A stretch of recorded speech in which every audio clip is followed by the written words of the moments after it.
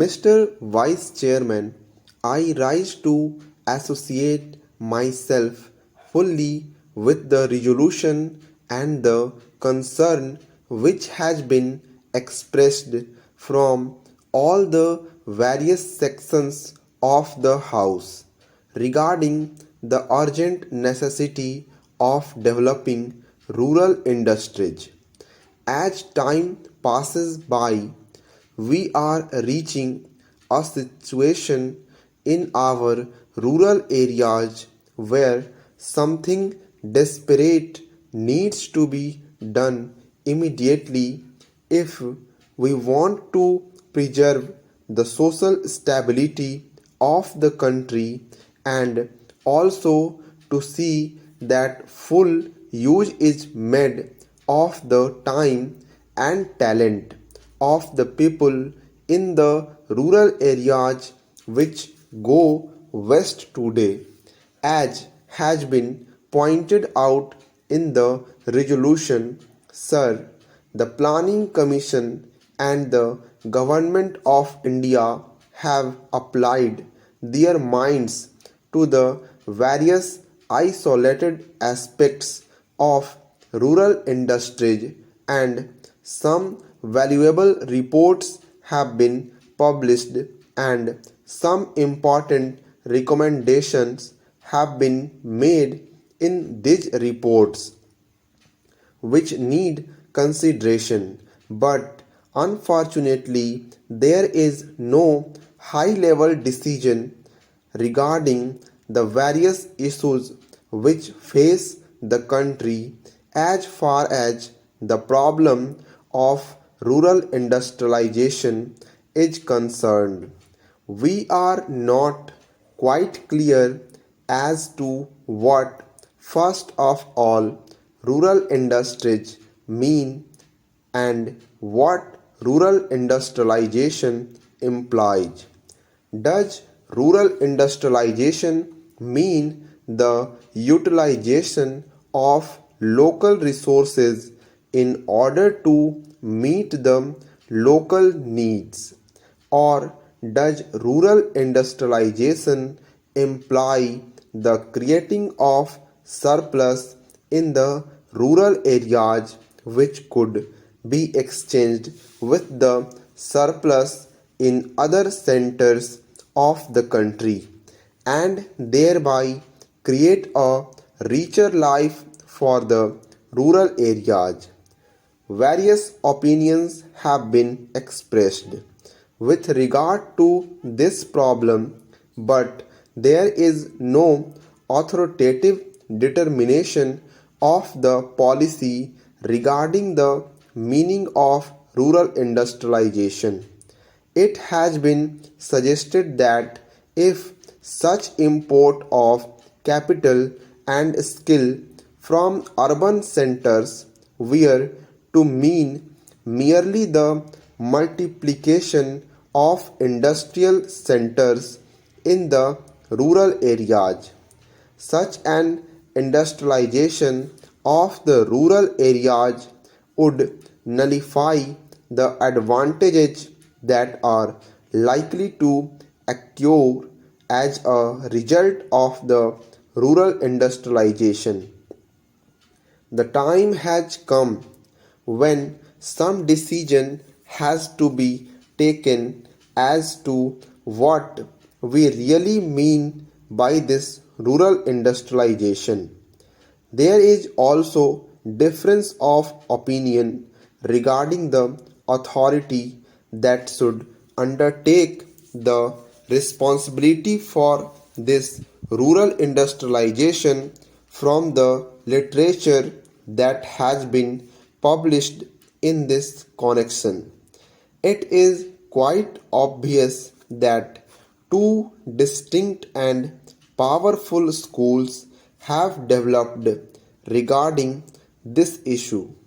On the one hand, there are people who believe that the task of rural industrialization would be entrusted to the village panchayats para, since they represent the village people and they have the resources and the powers to raise the necessary resources from the rural areas. The panchayats, it is felt, are the competent authorities to deal with the problem of rural industrialization. Equally strongly, it has been argued by others that cooperatives are the right answer to the question as to which should be the authority that should deal with rural industrialization.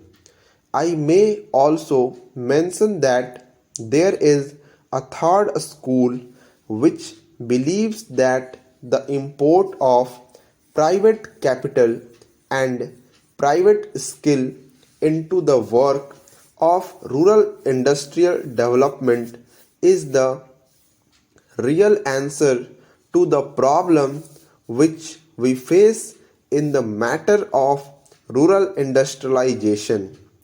Here again, some authoritative determination of the policy has become necessary because, in the absence of such a policy, ad hoc decisions are taken which sometimes cancel each other, and therefore the rapid progress which we hope and wish for in rural industrialization becomes impossible.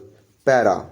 Then again, there is the further question of protection that may be necessary for rural industries in view of the lack of the internal economy from which rural industries would suffer.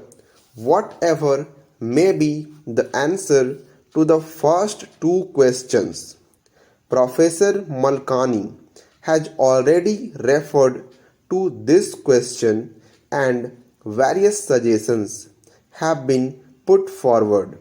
But all these suggestions require some detailed consideration as there are a large number of difficulties in implementing any one of these suggestions.